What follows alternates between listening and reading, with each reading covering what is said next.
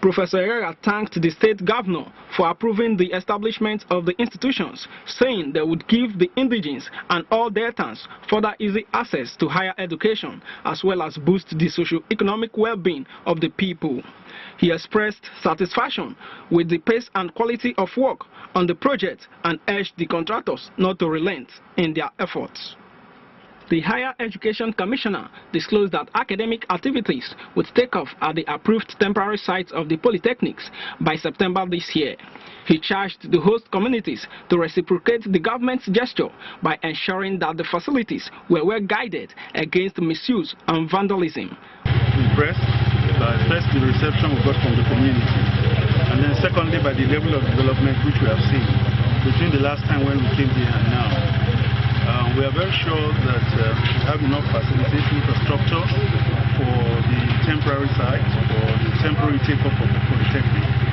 And then the work here on the permanent site is also going on very well. We have been assured that by December, the very first structure will be in place.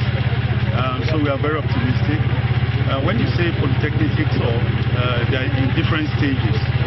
First, you have to set up the administrative machinery, then you have to come on site, and then start processing admissions, clearing with NBT, and all of that. So by the grace of God, by September, it will kick off. The site engineer in charge of the Abigborodo Polytechnic, Abdul-Yakin Abdullakin, and the engineer in charge of the Polytechnic at Elume, Wahab Imogi, assured the commissioner that the building under construction at the permanent sites would be completed by the end of the year. Indigenes of the two communities thanked the state government for attracting such development projects to their areas and promised to take good care of them. Professor Herrera was accompanied on the inspection by members of the Committee on the Establishment of the Polytechnics and top officials of the Higher Education Ministry.